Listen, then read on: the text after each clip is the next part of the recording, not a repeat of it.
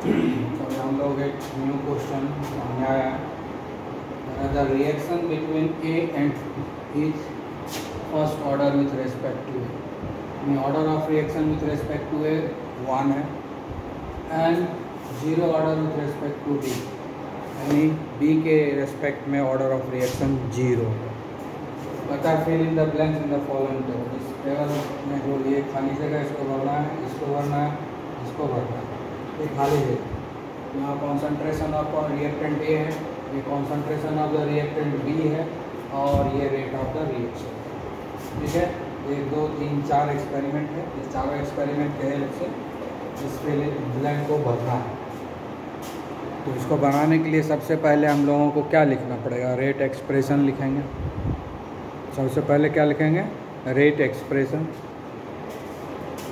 तो हम लोग लिखते हैं rate equal to rate constant, rate equal to rate constant into concentration raise to some power. कौन सा concentration? Concentration of the reactant. Concentration of the reactant क्या है? ए का ए है, इसके ऊपर पावर क्या होगा? ए का जो ऑर्डर फर्स्ट ऑर्डर है इसलिए 2, जो फर्स्ट ऑर्डर ए के ऊपर 1 हो जाएगा पावर। उसके बाद कहता है 0 order with respect to B, तो बी के ऊपर पावर 0 हो जाएगा। ये हुआ हमारा रेट एक्सप्रेशन। तो फाइनल क्या हो गया? रेट इक्वल टू ए, यही हमारा रेट एक्सप्रेशन हो गया। अब इसी रेट एक्सप्रेशन के हेल्प से हम लोगों को सॉल्व करना है। तो सबसे पहले क्या है कि क्वेश्चन में कॉन्सेंट्रेशन दिया हुआ है, रेट ऑफ रिएक्शन दिया हुआ है, रेट ऑफ रिएक्शन दिया हुआ है, कॉन्सेंट्रेशन निकालना है। यानी अभी हमको सबसे पहला काम क्या करना है कि क्वेश्चन में रेट कांस्टेंट दिया हुआ नहीं है, के का वैल्यू दिया हुआ नहीं है। तो सबसे पहले के का वैल्यू निकालेंगे। तो के का वैल्यू किससे निकलेगा? एक्सपेरिमेंट नंबर 1 से निकलेगा, क्योंकि उसमें ए का भी कॉन्सेंट्रेशन दिया हुआ है, बी का भी कॉन्सेंट्रेशन दिया हुआ है और रेट ऑफ रिएक्शन भी दिया हुआ है। इसलिए 3 चीज़ दे दिया है तो चौथा आराम से निकल जाएगा। ठीक है, तो हम लोग जो है अब हम लोग पहले के का वैल्यू निकालेंगे। तो रेट कितना है? रेट पहले एक्सपेरिमेंट नंबर 1 से लेते हैं। 0 × 10 टू द पावर -2 के, और इसमें बी तो टू द पावर 0 तो 1 हो गया, खाली यही बचा। ये का ही कॉन्सेंट्रेशन का ज़रूरत पड़ेगा, 0.1। ठीक है, क्या हो गया? ये कहाँ से आया? From experiment number 1। कहाँ से आया? ये एक्सपेरिमेंट नंबर 1 से ये वैल्यू आया, उसको मैंने बिठा दिया। ठीक है, अब सॉल्व हो जाएगा। ये equal to 2.0 × 10 to the power -2 upon 0.1। ठीक है, 0.1 के ऊपर तो एक पावर हटा देते हैं। तो ये 0.1 है। इसमें क्या करेंगे? यहाँ 2 है तो किससे मल्टीप्लाई करेंगे कि वो कट जाएगा। ठीक है, तो उसके लिए हमको क्या करना है? कटिंग कर देना है। 0.1 0.2 है तो कट कर देना है हमको। ये 0.1 से एक यहाँ पर आएगा, इसको इससे काटेंगे तो ये कितना आएगा? 20 हो जाएगा। 20 × 10 टू द पावर -2। इसको आगे सॉल्व करो। 20 है ना, इसका 100 से इसको डिवाइड देंगे तो ये हो जाएगा 0.2। अब इसका जो है के का क्या हो जाएगा? यहाँ पर क्या रेट है? ठीक है, तो हो जाएगा मोल पर लीटर पर सेकेंड। ठीक है, इसका यूनिट क्या हो जाएगा? मोल पर लीटर पर सेकंड। लेकिन समस्या ये है, सब तो कट गया ना, यहाँ बचेगा कैसे? इसका कॉन्सेंट्रेशन क्या है? मोल। इसका है मोल। ठीक है, ये भी तो मोल ही है। मोल पर मिनट जैसे लिख के दिखाते हैं तब ठीक है। ये कितना है मोल पर मिनट, मोल पर मिनट है। ये क्या है मोल, क्या होगा 2.0 इंटू 10⁻⁻⁻² मोल पर लीटर पर मिनट। ठीक है, और ये आ जाएगा नीचे, हो जाएगा 0.1 मोल पर लीटर। यहाँ पर ये कट जाएगा, ये कट जाएगा, ये 20 बार में कट जाएगा। तो फाइनली आ जाएगा हमारा 20 गुना 10⁻⁻² पर मिनट। फिर इसको कैलकुलेट करेंगे तो आएगा 0.2 पर मिनट। ये जो है के का वैल्यू आ गया, और जब के का वैल्यू आ गया तो हम आगे जो है सॉल्व कर सकते हैं। ठीक है, तो हम के के वैल्यू को लिख लेते हैं और आगे सॉल्व करेंगे।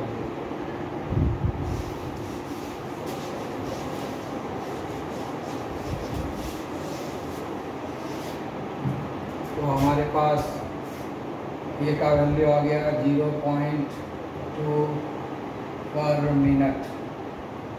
ठीक है, अब आगे सॉल्व करेंगे। अब कोई दूसरा एक्सपेरिमेंट नंबर 2 है, उसमें फिल इन द ब्लैंक्स करना है। ठीक है ना, अब एक्सपेरिमेंट नंबर 2 से करेंगे। फ्रॉम एक्सपेरिमेंट 2, एक्सपेरिमेंट 2 क्या होगा, रेट, फॉर्मूला तो वही है, रेट इक्वल टू के इंटू, यही फॉर्मूला है। तो रेट कितना दिया हुआ है एक्सपेरिमेंट नंबर 2 में, 4.0 इंटू 10⁻⁻² मोल पर मिनट। ए का वैल्यू हमने निकाला है 0.2 पर मिनट, और फिर ए का कॉन्सेंट्रेशन कितना है, ए निकाला, ए के कॉन्सेंट्रेशन को ही निकाला। ठीक है, तो ए को निकालना है तो वही लिख दिए। और ए इक्वल टू क्या होगा, A equal to 4.0 into 10⁻⁻² mole पर मिनट बाय 0.2 पर मिनट। ये पर मिनट कट गया, 0.2 है, 2 दूनी 4, ये भी कट गया 20 बार में।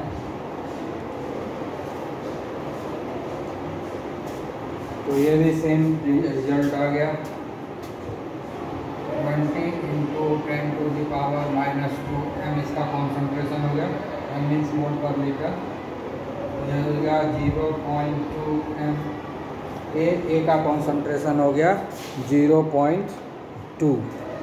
ठीक है, तो हम यहाँ पर भर देंगे 0.2।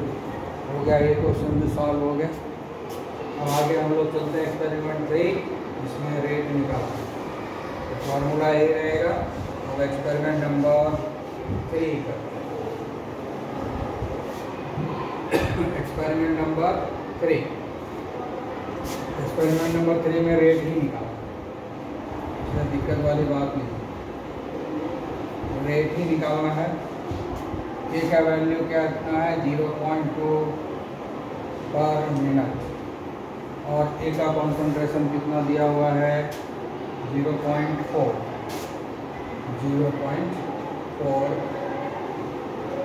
मोल। ठीक है,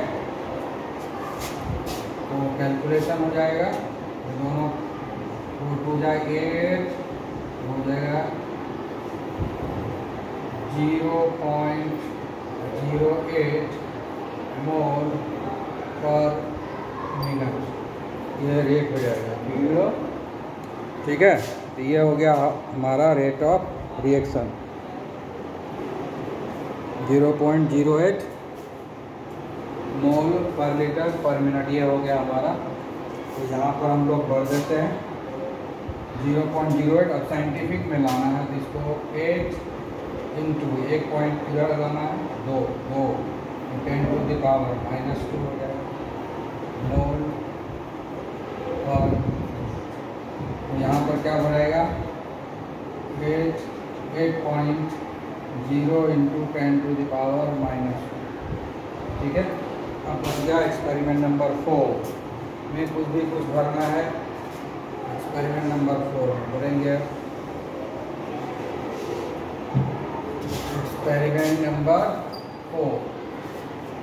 एक्सपेरिमेंट नंबर 4 में दे दिया है rate 2.0 into 10 to the power -2 mole पर मिनट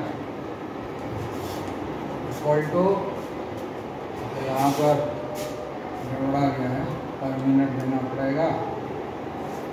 ठीक, उसके बाद जो है ए का वैल्यू कितना है 0.2 पर मिनट इंटू ए का कॉन्सेंट्रेशन कितना है ए निकाला।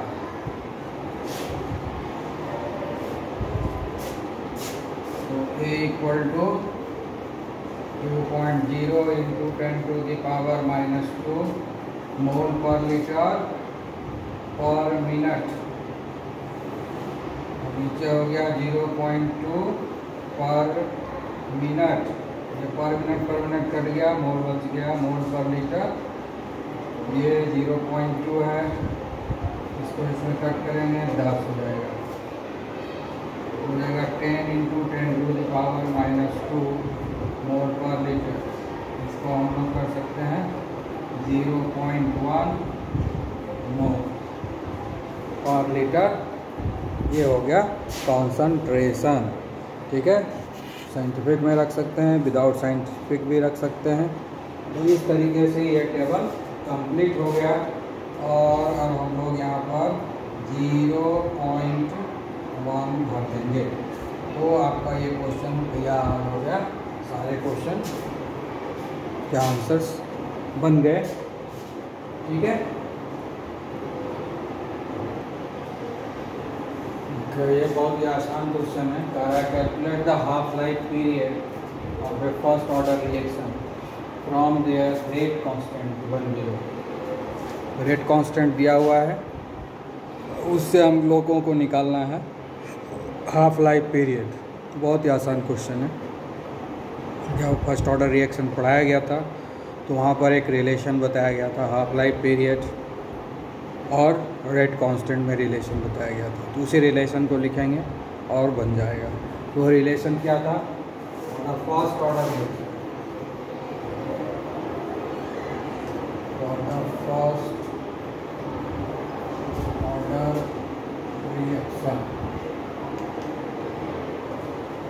फर्स्ट ऑर्डर रिएक्शन जो रिलेशन है उसको लिख देना है T हाफ इक्वल टू 0.693 यही फॉर्मूला है।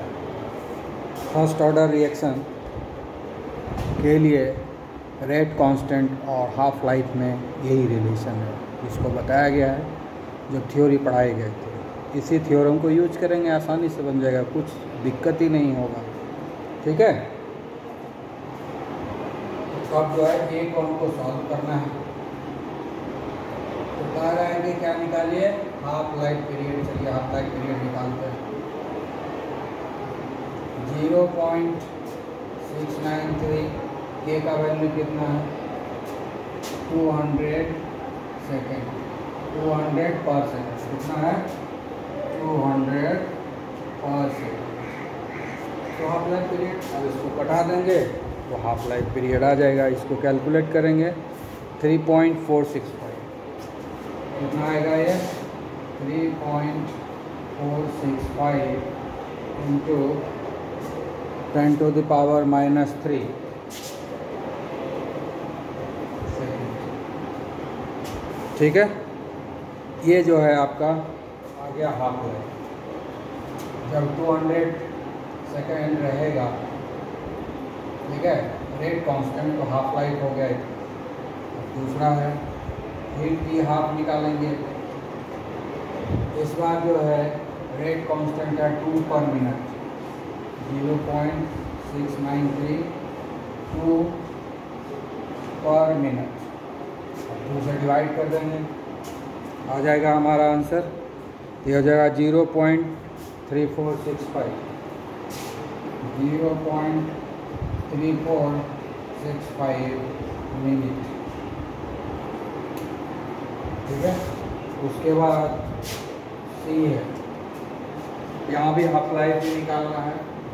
टी हाफ 0.693, के का वैल्यू उठा देंगे 5 पर ईयर, 5 से इसको डिवाइड कर देंगे तो हमारा आंसर आ जाएगा।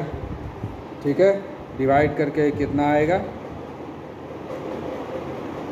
5 ईयर, तो 5 से, ठीक है 5 ईयर है तो 5 ईयर से 5 से डिवाइड करेंगे, 5 से इसको डिवाइड करना है तो क्या करेंगे, 0. एक बार लगेगा 19,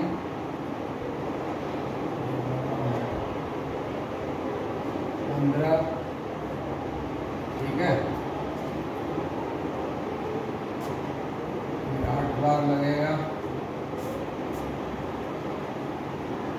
और फिर 6 बार लगेगा। ये हो गया हमारा टी हाफ 0.1386 पर ईयर। तो टी हाफ हम निकाल दिए। बहुत आसान क्वेश्चन है, इसमें कुछ थोड़ी दिमाग कुछ लगाना ही नहीं है, ऐसे ही हो गया।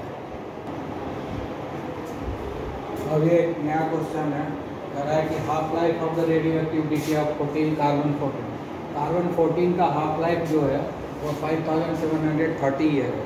मतलब क्या होगा कि 5730 ईयर में half of the carbon 14 got decay, मतलब वो बर्बाद हो गया, अल्फा बीटा गामा रेज में कन्वर्ट हो गया।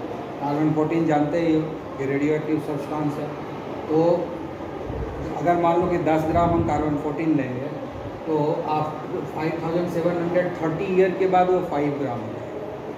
फिर नेक्स्ट 5730 ईयर के बाद 2.5 ग्राम हो जाएगा। फिर नेक्स्ट 5730 ईयर के बाद वो 1.25 ग्राम होगा। मतलब इतने समय में ये आधा होता जाता है।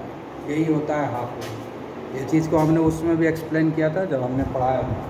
ठीक है, अब कह रहा है कि एक आर्कियोलॉजिकल आर्ट फैक्ट, तो आर्कियोलॉजिकल आर्ट फैक्ट मिला है। आर्कियोलॉजिकल सर्वे ऑफ इंडिया है ना, ASI, वो निकालता है ना, वो सर्वे करता है पुराने ज़माने का, कब का है नहीं है पता करता है। तो आर्कियोलॉजिकल सर्वे ऑफ इंडिया को एक आर्ट फैक्ट मिला, मतलब एक कलाकृति मिली। आर्ट फैक्ट मीन्स कलाकृति, कुछ कलाकृति लकड़ियों का मिला है।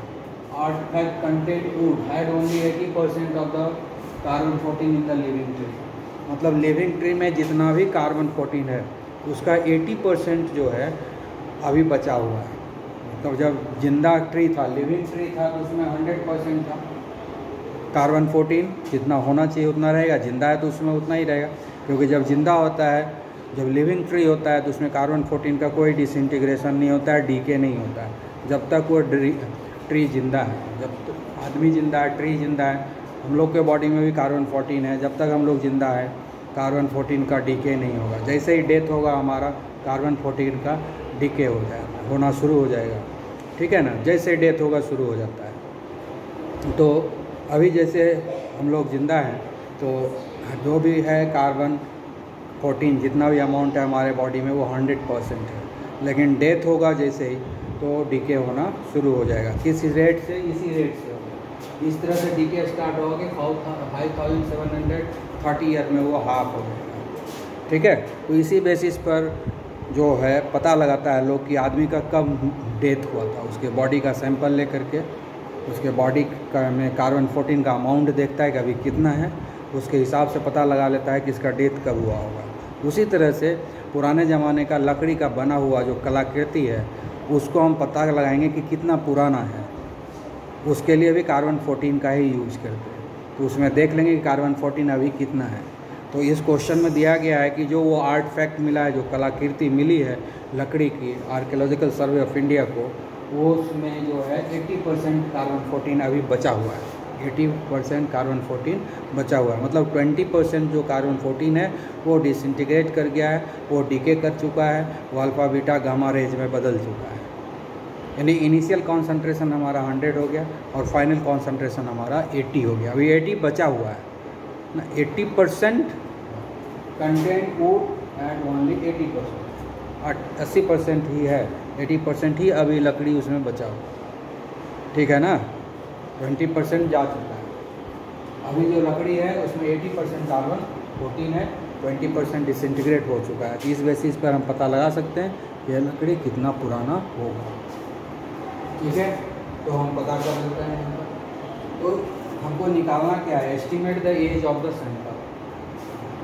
ये जो सैंपल है, जो लकड़ी आर्टिफैक्ट है, इसका एज कितना, कब बना हो, जो सैंपल लिया गया है आर्टिफैक्ट का, जिस लकड़ी से वो कलाकृति बनी है, उस लकड़ी का एज कितना है, ये पता चलेगा, ठीक है। कैसे पता चलेगा, तो पहले हाफ लाइफ पीरियड। अब जो है रेडियो एक्टिव रिएक्शन जो होता है ना, वो फर्स्ट ऑर्डर रिएक्शन होता है। रेडियो एक्टिव जो होता है, radioactive reaction, nuclear decay जो होता है, फर्स्ट ऑर्डर रिएक्शन। पहले तो याद रखो, रेडियो एक्टिव डीके और फर्स्ट ऑर्डर रिएक्शन। हालांकि ये फर्स्ट ऑर्डर रिएक्शन है, इसलिए फर्स्ट ऑर्डर रिएक्शन का ही सारा फार्मूला हम यूज करेंगे। पहला फार्मूला हम यूज करते हैं E half. E half equal to क्या होता है, 0.693 बाई के। ये रेट कांस्टेंट पता चल जाएगा, डीके कांस्टेंट, इसको डीके कांस्टेंट भी बोल सकते हैं, रेट कांस्टेंट भी बोल सकते हैं, इससे ये पता चल जाएगा, ठीक है। तो डी हाफ दिया हुआ है 5730 ईयर, 0.693 बाई के, ठीक है। तो के कितना आ जाएगा हमारा, 0.693 बाई 5730 ईयर। अब इसको हम लोग कैलकुलेट करेंगे तो ये आ जाएगा 1.21 इंटू 10 टू द पावर -4